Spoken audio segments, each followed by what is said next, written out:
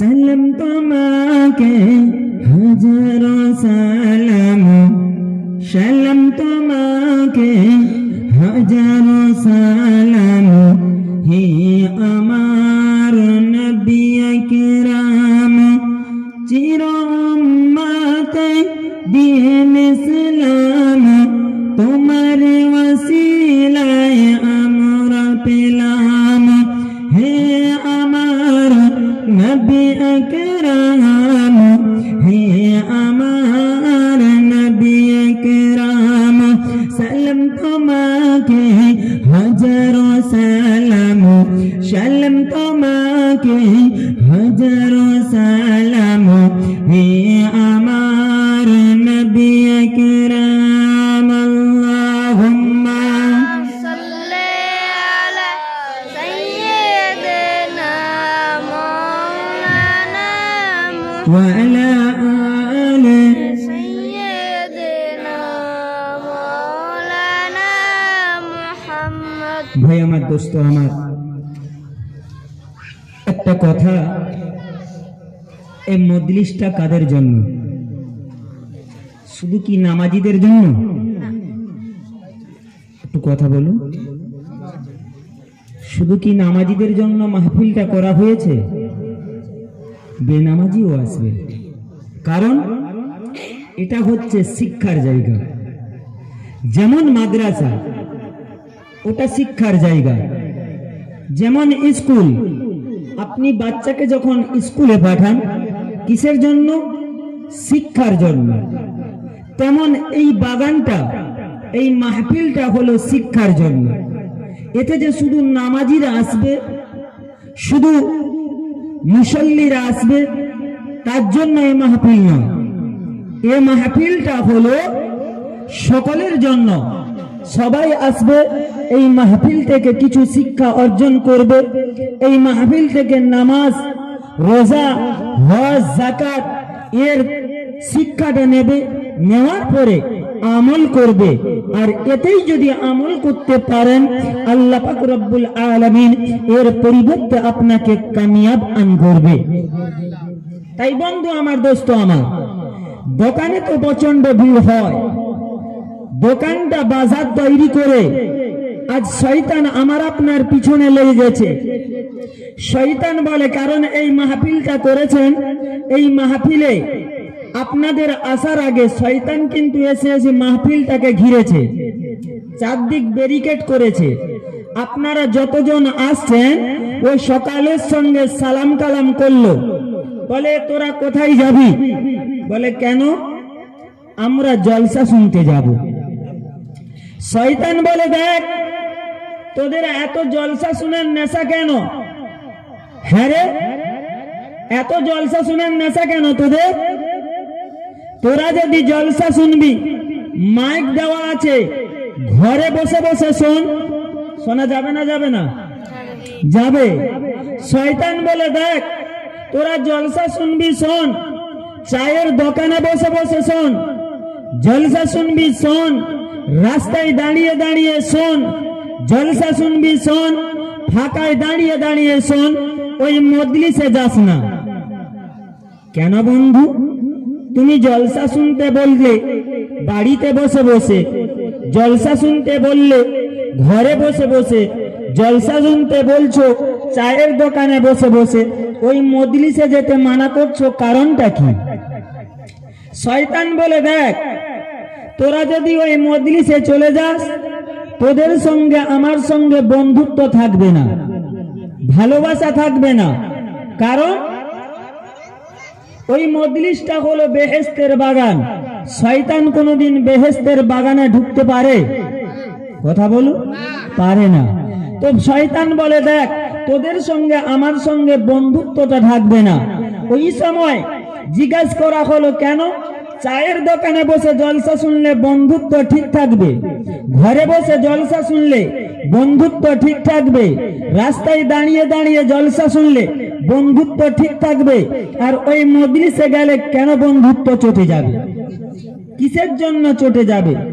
বলে, দেখ কিয়ামতের কঠিন মাহশারের দিন, যেদিনে আল্লাহ পাক রব্বুল আলামিন আমাদের নামায় আমলটা দেখবে।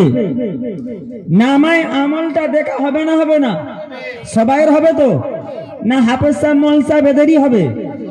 সবাইয়ের হবে। তো শয়তান বলে, দেখ যখন আল্লাহ পাক রব্বুল আলামিন নামায় আমলটা দেখবে, দেখি বান্দা আমার জিন্দেগিতে কি করেছে। দেখবেন বান্দা আমার জিন্দেগিতে গুনাহ আর গুনাহ, গুনাহ আর গুনাহ, গুনাহ আর গুনাহ। একটি রাত স্বর্ণ অক্ষরে লেখা থাকবে, একটি রাত বান্দা আমার জান্নাতের বাগানে বসে কাটিয়েছে। আমার আল্লাহ এত দয়ালু, আমার আল্লাহ এত মেহেরবান, আমার আল্লাহ এত রহমানুর রহিম। ওই একটি রাতের ওসিলা করে আমার আপনার জিন্দেগির তামাম গুনাহকে মাফ করে আমাকে আপনাকে জান্নাতি করে দেয়। জোরে বলুন না। তাই বন্ধু আমার, দোস্ত আমার, সেই দুরন্ত শয়তানের মুখে লাথি মারুন। লাথি মেরে এই বেহেশতের বাগানে এসে বসুন। আল্লাহ আল্লাহর রসুলের কথাবার্তা হবে, হাদিস কোরআনের কথাবার্তা হবে, আপনারা সকলেই শুনবেন। কারণ শয়তান চায় না মানুষকে কোনোদিন ভালো কাজ করতে দেয়। শয়তানের মুখে লাথি মারতে হবে, কারণ শয়তান এমন একটা জিনিস, আদম নবী আলাইহিমুস সালামকে গন্ধম খাইয়েছিল। এই শয়তানের ধোঁকায় পড়ে শয়তান এমন একটা জিনিস, ইসমাইল নবী আলাইহিমুস সালামকে যখন নবী ইব্রাহিম আলাইহিমুস সালাম কুরবানি করতে নিয়ে গেছিল, শয়তান এমন একটা জিনিস যে নবী ইসমাইলকে ভটকানোর জন্য পিছনে অনেক মেহনত করেছিল। নবী ইসমাইল আলাইহিমুস সালাম শয়তানের মুখে লাথি মেরে আল্লাহর ওয়াস্তে, আল্লাহকে রাজি করবার জন্য নিজের জীবনটাও আল্লাহর রাস্তায় কুরবানি দিতে সাহায্য করেছিল। বন্ধু আমার, দোস্ত আমার, সেই শয়তানের মুখে লাথি মারুন। কারণ এটা হলো নবী পাকের ঘর মাদ্রাসা, রাসূলের ঘর মাদ্রাসা ভিত্তি স্থাপনের জন্য এমন একটা মাহফিল।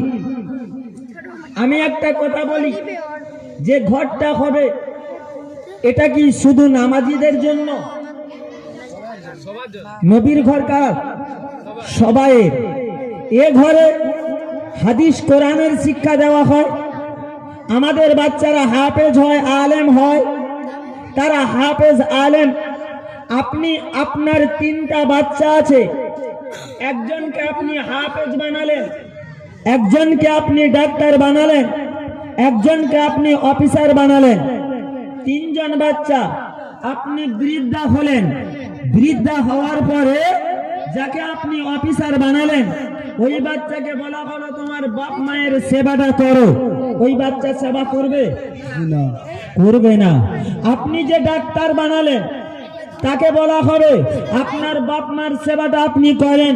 ও বলে আমার দ্বারাই সম্ভব হবে না, বৃদ্ধা আশ্রমে পাঠিয়ে দেন। কোথায়?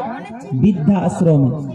যে ছেলেটাকে আপনি পরিশ্রম করে মাথার ঘাম পায়ে ফেলে মানুষের ন্যায় মানুষ করে হাফেজ বানালেন, আলেম বানালেন, ওই ছেলেটাকে বলা হবে আপনার বাপ মায়ের সেবা আপনি করুন। ওই ছেলেটা বলে হ্যাঁ, আমার বাপ আমাকে মেহনত করে, আমাকে কষ্ট করে আজ হাফেজ বানিয়েছে, আলেম বানিয়েছে। শুধু সেবা নয়, আমার বাপ দুনিয়ায় থাকাকালীন আমি তো বাপের সেবা করব। আমার বাপ যখন আল্লাহর ডাকে সাড়া দিয়ে চলে যাবে, সেই বাপের নাজাতের জন্য, সেই বাপের মাগফিরাতের জন্য আমি দোয়া করব। সেই ঘরের জন্য, সেই মাদ্রাসার জন্য আপনারা সেই রাসূলের ঘরকে ভালোবেসে এসে বসেছেন, নবীর ঘরকে ভালোবেসে এসে বসেছেন। আল্লাহর রাসূল বলে, আল্লাহর হাবিব বলে, যারা আমাকে ভালোবাসতে চাও, যারা আমাকে মোহাব্বত করতে চাও, আমাকে যারা প্যার করতে চাও, আমার ঘর মাদ্রাসা। মাদ্রাসা কার ঘর? নবীর ঘর। সেই নবীর ঘরে এতিম মিসকিন বাচ্চারা, বাবারা মা হারা বাচ্চারা, তারা পড়াশোনা করে, তাদেরকে ভালোবাসো। অর্থাৎ আমার ঘরটাকে ভালোবাসলে আমি রাসূলুল্লাহ স্বয়ং খুশি হব। আর রাসূল খুশি হওয়া মানে আমার আপনার কামিয়াব হয়ে যাবে। আমার ঘরে। তাই বন্ধু আমার, একটু ভাবুন, একটু চিন্তা করুন যে সেই রসুলের ঘর মাদ্রাসা আজকের আমাদের কাছে তৈরি হবে, সেই মাদ্রাসা আমাদের কাছে এইখানে ভিত্তি স্থাপন হবে। সেই রসুলের ঘরকে আমরা কতটুকু ভালোবাসি, সেই নবীর ঘরকে আমরা কতটুকু মুহাব্বত করি। মনে পড়ে গেল আল্লাহর ওলি হযরত জুনাইদ বাগদাদী রাহমাতুল্লাহ আলাইহি এক সময় ঘুমিয়ে ঘুমিয়ে স্বপ্ন দেখছেন, খ্বাব দেখছেন। কি খ্বাব দেখছেন? যে একটা বিশাল বড় ময়দান, ওই ময়দানে তিন ব্যক্তির মানুষ রয়েছে। একজন দেখি ছিঁড়াছুড়ি কাপড় পরে বসে বসে কাঁদছে। দ্বিতীয় ব্যক্তিকে দেখলাম যে ওই ব্যক্তিটা কিছু সময় কাঁদছে, আবার কিছু সময় হাসছে, কিন্তু একটা চেয়ারের মধ্যে বসে। তৃতীয় ব্যক্তিকে দেখলাম যে উনি সোনার সিংহাসন, সোনার কুরসিতে বসে বসে হাসছে। বলে আমি জুনাইদ প্রথম ব্যক্তিটার কাছে গেলাম, হে ভাই আল্লাহর বান্দা, আপনার পরনায় ছিঁড়াছুড়ি কাপড় পরেছেন, তাও আবার আপনি বসে বসে কাঁদছেন, কারণটা কি? ওই সময় আল্লাহর ওলি জুনাইদ বাগদাদীকে বলেছিল, ও আল্লাহর ওলি জুনাইদ, শুনে রেখে দাও, জেনে রেখে দাও, আমি দুনিয়াতে কোনোদিন নামাজ পড়তাম না, আমি দুনিয়াতে কোনোদিন রোজা রাখতাম না, আমি দুনিয়াতে কোনোদিন হজ করতাম না, আমি দুনিয়াতে যাকাত দিতাম না, আমি দুনিয়াতে দান খয়রাত করতাম না। ও আল্লাহর ওলি জুনাইদ বাগদাদী, আপনি কি জানেন আমার কবরটা আযাবুল কবর, আমার কবরে জাহান্নামের আগুন জ্বলে। ও আল্লাহর ওলি জুনাইদ, আমার ছিঁড়াছুড়ি অবস্থা দেখছো, আমার দুনিয়াতে কোনো আওলাদ নাই, আমার দুনিয়াতে কোনো সন্তান নাই, আমার জন্য সওয়াব রেসানি করার জন্য, আমার জন্য দোয়া দরুদটা করবে। ও আল্লাহর ওলি জুনাইদ বাগদাদী, আমার কবরে জাহান্নামের আগুন জ্বলে, আমার কবরে আযাব হচ্ছে, তাই আমি বসে বসে কাঁদি। আল্লাহর ওলি জুনাইদ বাগদাদী বলে, আমি দ্বিতীয় ব্যক্তিকে গিয়ে জিজ্ঞাসা করলাম, ও ভাই আল্লাহর বান্দা, তুমি কেন বসে বসে কাঁদো? তোমার কি হয়েছে ভাই? আমাকে একটু বলো না, আমি একটু জানতে চাই। দ্বিতীয় ব্যক্তিটা বলতে লাগলো, ও আল্লাহর ওলি জুনাইদ বাগদাদী, আপনি কি জানেন আমি কিছু সময় হাসছি, আবার কিছু সময় কাঁদছি। ও আল্লাহর ওলি জুনাইদ বাগদাদী, আপনি কি জানেন আমি দুনিয়াতে 5 ওয়াক্ত নামাজ পড়তাম, দুনিয়াতে 5 ওয়াক্ত নামাজ পড়তাম, আমি দুনিয়াতে রোজা রাখতাম, হজ করতাম, যাকাত দিতাম।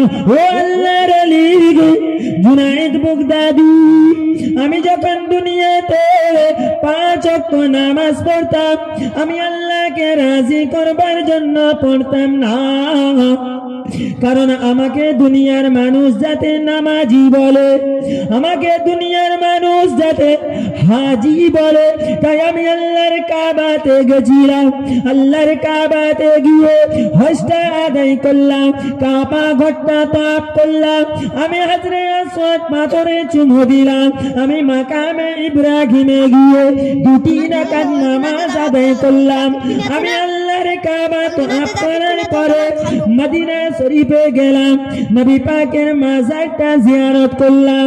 ও আল্লাহর ওলি, তবে আমি আল্লাহকে রাজি করবার জন্য করি না গো। হে আল্লাহর ওলি জুনাইদ, আপনি কি জানেন দুনিয়ার মানুষ যাতে আমাকে হাজী সাহেব বলে, দুনিয়ার মানুষ যাতে আমাকে হাজী বলে, তাই আমি হজটা আদায় করলাম, আমি দান খয়রাত করতাম, কিন্তু আমি দান খয়রাত করতাম আল্লাহকে রাজি করবার জন্য নয়, আমাকে দুনিয়ার মানুষ যাতে দানি বলে, আমাকে দুনিয়ার মানুষ যাতে বলে আমি বড় দানি, তাই আমি দান করতাম। ও আল্লাহ আল্লাহর ওলি জুনায়েদ বাগদাদি, তাই আমার কবরের আযাব হয়, আমার কবরে জাহান্নামের আগুন জ্বলে। ও আল্লাহর ওলি জুনায়েদ বাগদাদি, তবে আমার সন্তান রয়েছে, আমার আওলাদ রয়েছে, তারা আমাদের জন্য সব রেসানি করে, আমাদের জন্য দোয়া দরুদ করে। ও আল্লাহর ওলি, তাই ওই দোয়া দরুদের ওসিলায় আল্লাহ পাক আমার কবরের কিছুটা আযাবকে হালকা করে দেয়। সুবহানাল্লাহ। আমি তৃতীয় ব্যক্তিকে জিজ্ঞাসা করলাম, ও ভাই আল্লাহর বান্দা, আপনি দুনিয়াতে কি এমন কাজ করেছেন, আপনি সোনার সিংহাসন পেলেন, কি এমন কাজ করেছো?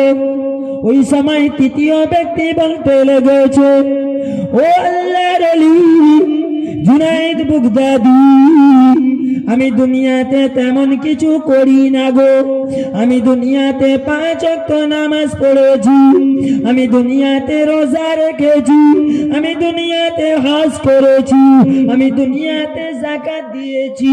ও আল্লাহর ওলি গো, আমি দুনিয়াতে 5 ওয়াক্ত নামাজ পড়তাম, আল্লাহকে রাজি করবার জন্য আমি দুনিয়াতে হজ করেছি, আল্লাহর কাবা তওয়াফ করেছি, আল্লাহকে রাজি করবার জন্য আমি দুনিয়াতে দান করেছি, আল্লাহকে রাজি করবার জন্য। ও আল্লাহর ওলি জুনায়েদ বাগদাদি, আপনি কি জানেন, ও আল্লাহর ওলি জুনায়েদ বাগদাদি, আপনি কি জানেন আমার সোনার সিংহাসন পাওয়ার কারণটা কি? আমি দুনিয়াতে একটা খেজুরের গাছ তৈরি করেছি। কি গাছ? খেজুর গাছ তৈরি করেছি। হ্যাঁ ভাই, তাহলে কি কাল থেকে দুনিয়ায় খেজুর গাছ লাগাবেন? কথা বলুন, কাল থেকে কি খেজুর গাছ লাগাবেন? তা সম্ভব না। আল্লাহর ওলি বলে দুনিয়ায় খেজুর গাছ তৈরি করেছেন, তার মানেটা কি বুঝলাম না, একটু বলুন না, যে দুনিয়ায় কি খেজুর গাছ আপনি লাগিয়েছেন, দুনিয়ায় আপনি কি খেজুর গাছ তৈরি করেছেন? ওই সময় ওই ব্যক্তিটা বলেছিল, হে আল্লাহর ওলি জুনায়েদ, আপনি শুনে রেখে দেন, জেনে রেখে দেন, আমি দুনিয়াতে একটা খেজুর গাছ তৈরি করেছি, যে খেজুর গাছটা অন্য কিছু নয়, আমি দুনিয়াতে আমার একটা কলিজার টুকরা, আমার একটা নয়নের তারা, আমার একটা ছেলেকে আমি দুনিয়াতে হাফেজে কোরআন তৈরি করেছি। সুবহানাল্লাহ, নারে তাকবীর।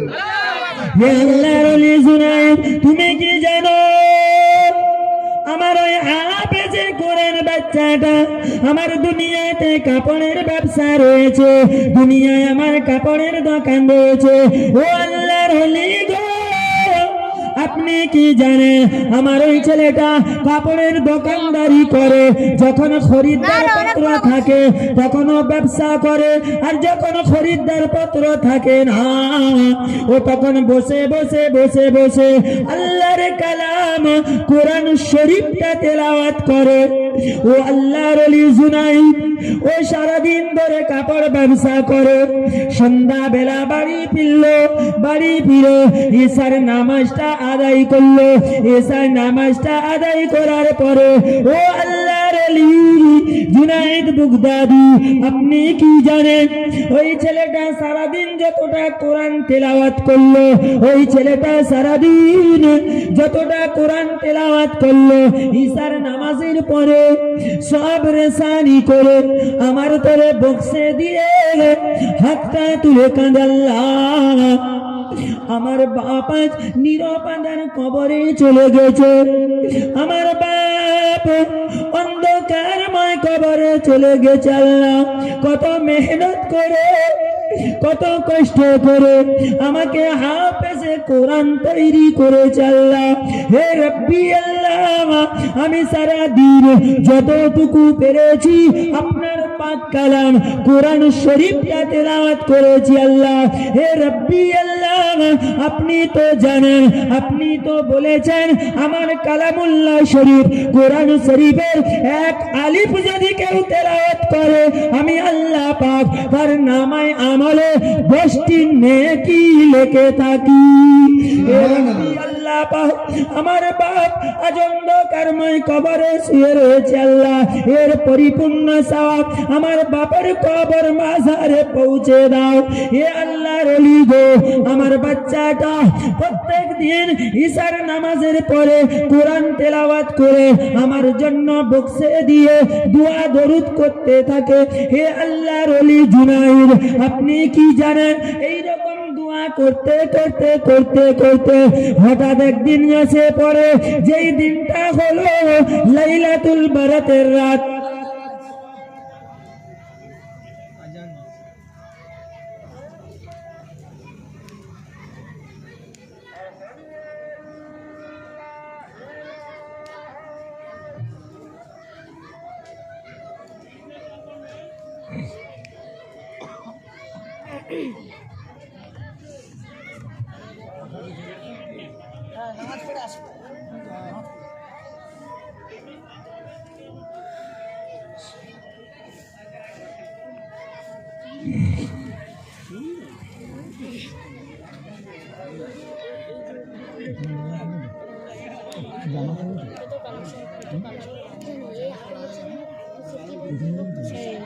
কেউ চলে যাবেন না, সবাই বসুন। এইখানেই জামাত হবে, এখানে আজান হবে, এখানেই জামাত হবে। জামাত এইখানে নামাজ পড়ে আপনারা আবার ওয়াজ নসিহত শুনবেন, কেউ যাবেন না।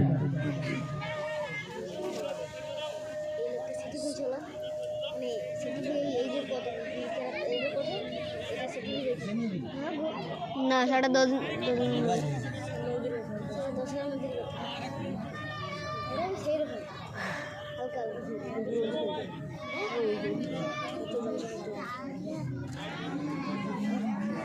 যে দেখবি কালেকশন করতে পারে, যে কালেকশন করলে তো হাঁকাই যায়।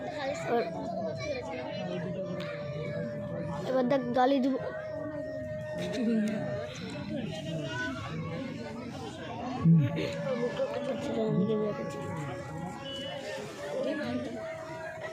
বলকে নাক কেটে দিব, তাহলে বকুল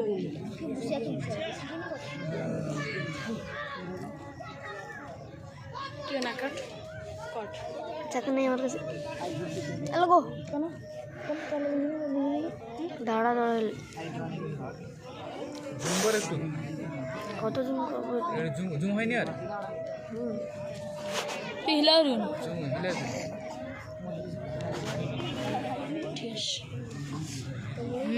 একদম আমাকে খাওয়াই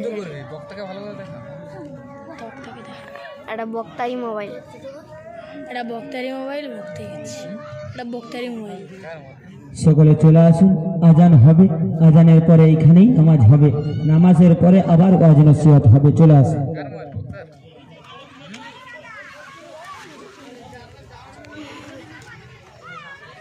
ঠিক আছে।